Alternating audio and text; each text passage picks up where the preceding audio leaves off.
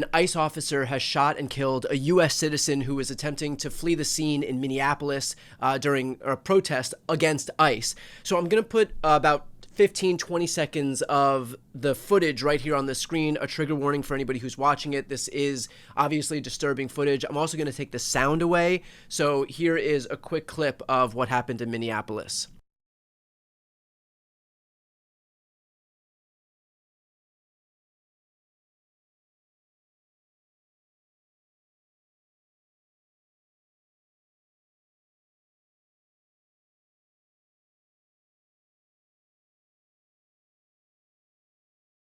Now, Glenn, that's one angle. There are obviously other angles that are floating around the internet right now, but I think all of them generally show roughly the same thing, which is that there is an ICE agent right at the corner of the vehicle, that the person in the vehicle was attempting to turn the wheel so that they could flee the scene, and of course the ICE agent used that as the opportunity to shoot and ultimately kill the person who was in the vehicle. So first and foremost, can I have your reaction to the footage that we just saw? And then I'm going to read some of the responses from the law enforcement agencies.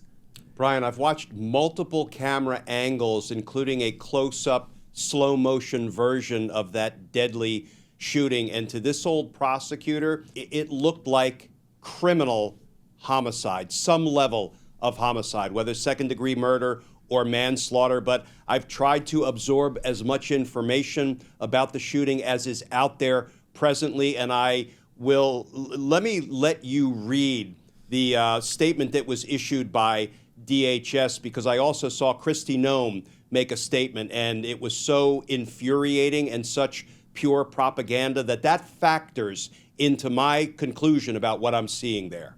So the statement by ICE, by Homeland Security, was as follows. I'm going to put this right here on the screen.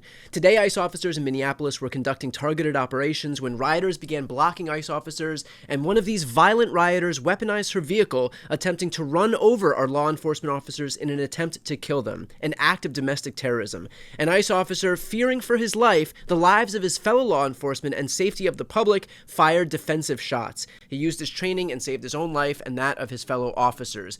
And of course, the statement goes on, but that is the crux of basically the narrative that Department of Homeland Security is sticking with right now. That is pure propaganda based on what the video captured from multiple angles.